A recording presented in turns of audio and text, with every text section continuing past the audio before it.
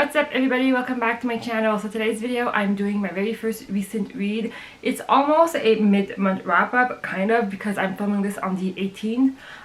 Though I don't know when I'm going to be posting this, so I'm not going to call it a mid-month wrap-up, but it's kind of is, because I mean we're a little bit over halfway through the month. I have 5 books to talk to you guys about today. I've read 4 romance books and 1 thriller. Work has been super crazy lately, and so when I get back home I just want to shut off my brain and read something super easy, super chill, and not complicated. So romance are the way to go for me, and I've been listening to a lot of audiobooks as well, and I cannot do fantasy as an audiobook only. Because it's harder for me to grasp everything, so I normally don't do fantasy audiobooks. So I've been reading a lot of romance books lately, so yeah, I'll get right into it. The first book that I want to talk to you guys about is There Are No Saints by Sophie Lark.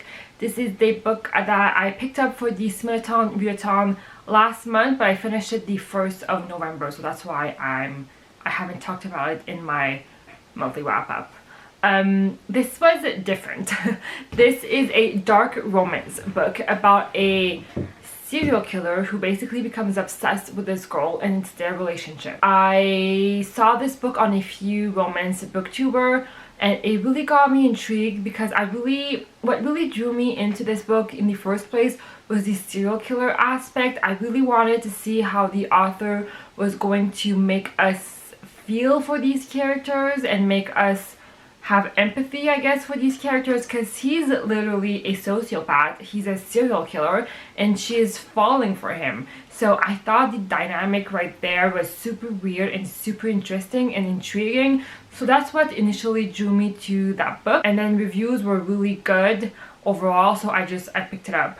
It's a super fast read, it's super easy, it's super smutty, so if you guys are not into that, then I would not recommend that book.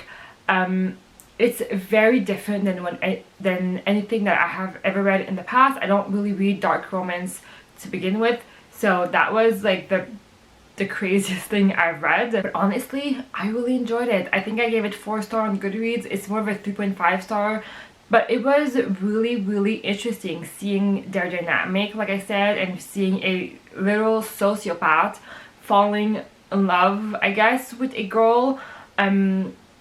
It's not a healthy relationship. It's not something to aspire to become or to be in. It was different, like I said, and I read it super quickly, and I will continue on with this series. It's a duology. The second book is coming out in December. I mean, it's not for everyone, really not. I would not recommend that book for everyone, but if you are interested in it, and I would pick it up. Overall, I really enjoyed it. So yeah, and now something completely different is going to be the Well Met and Well Played series. I don't know what it's called, but the first one is Well Met, the second one is Well Played, and there's a third book that just came out earlier this year, which I really want to read now because I really enjoyed these 2 books. I did not have high hopes for this series overall. I heard a lot of people loved the first one but did not enjoy the second one, so I kind of went into this series with reservation, but I ended up really liking this one. The first one is about this girl named, what is she called, Emily, who just broke up with her long-time boyfriend. He was kind of shitty to her, and she's moving back. We're moving in with her sister, with her older sister, because she just had an accident, and so she needs help to take care of her daughter. And her daughter, or I guess the niece of Emily, wants to participate in this fair, in this Renaissance fair during the summer. But when Emily drops her off at the signing day, I guess, she is told that she needs to participate and volunteer as well if her niece wants to participate in it. And so she's kind of stuck participating and volunteering in this fair. And then there she meets Simon. He's kind of the one organizing this fair, and he's this grumpy guy, but it's their relationship.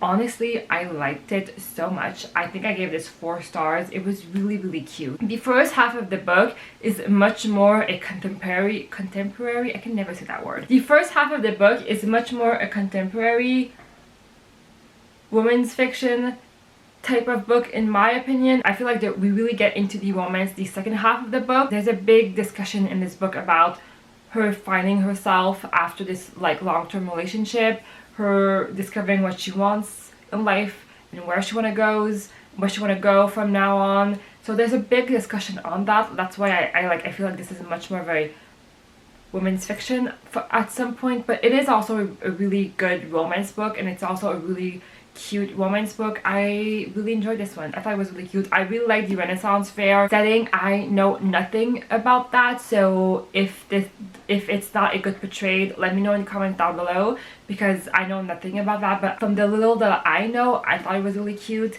and I really enjoyed it. It's a really cute small town vibe romance, which I love, so I really enjoyed this one. So that's the first book. And then right after that, I did read the second book, Well Played. This follows Emily's friend. Every year during fair, she has this like friends with benefit relationship with this guy, and then one night, on a drunken night, she texts him, and they start this like texting, emailing relationship. Little does she know, maybe she's not writing to the right person. A lot of people said that they loved the first book but they did not like the second book, so I went into this with a lot of reservation, but I ended up really liking it. I loved seeing the relationship grow throughout text and email. Maybe it's because I met my boyfriend through the dating app, so we started our relationship texting, so I really like seeing that in books. I really like seeing that in romance book when they like text to each other. It feels very like modern as well. And I really like Stacy and the love interest. I just really like their relationship. I thought it was really cute.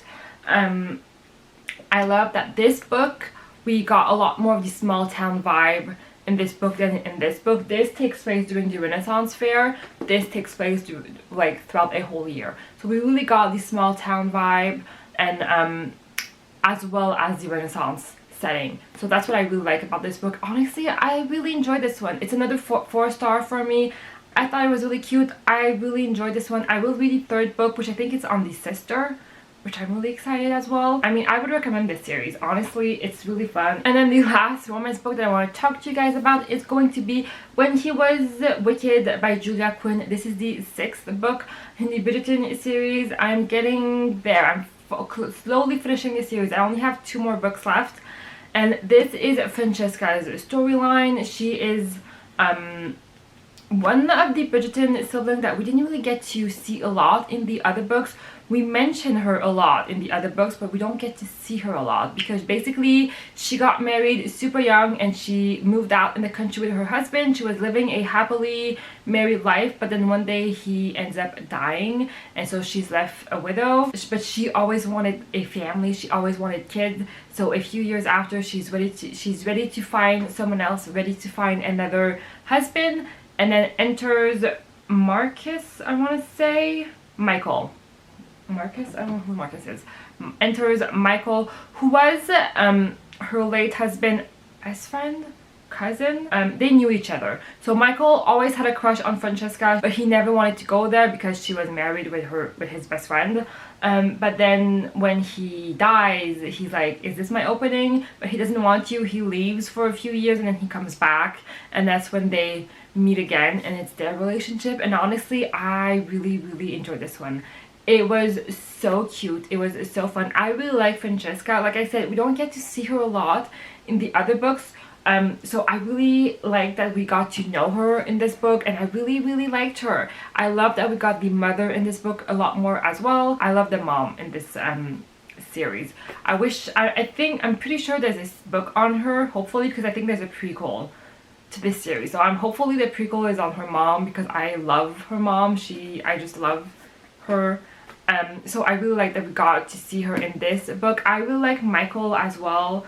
I just really thought it was really cute. My favorite is still Colin's story, but it's up there with the best of the Bridgerton books. I really like this one, so I am so happy I read it. And so the last book that I want to talk to you guys about today is going to be the only thriller that I read this week, or in the last 2 weeks, I guess, and it is Not a Happy Family by Shari Lapena. I had never read Shari Lapena like before. She's a pretty well-known author. She wrote The Couple Next Door, A Stranger in the House, and Unwanted Guest. She's like pretty popular, I guess, thriller author, but I had never read her, and I've heard some pretty good things about her, so I picked this one up.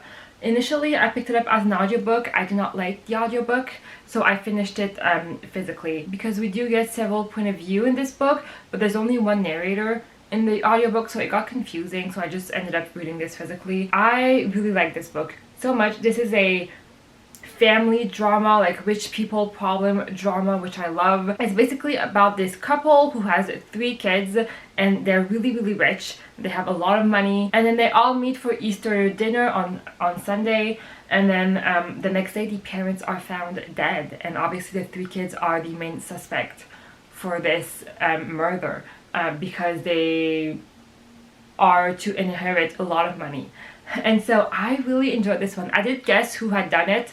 I had 2 suspects in my mind, and one of them was the person who had killed the parents, but I still thought this was a really fun time. It was so interesting. It kept me gripping. I really enjoyed this one. The ending kind of left on an open ending, but not really. Just like everything wrapped up really well, and we have a really good conclusion to everything.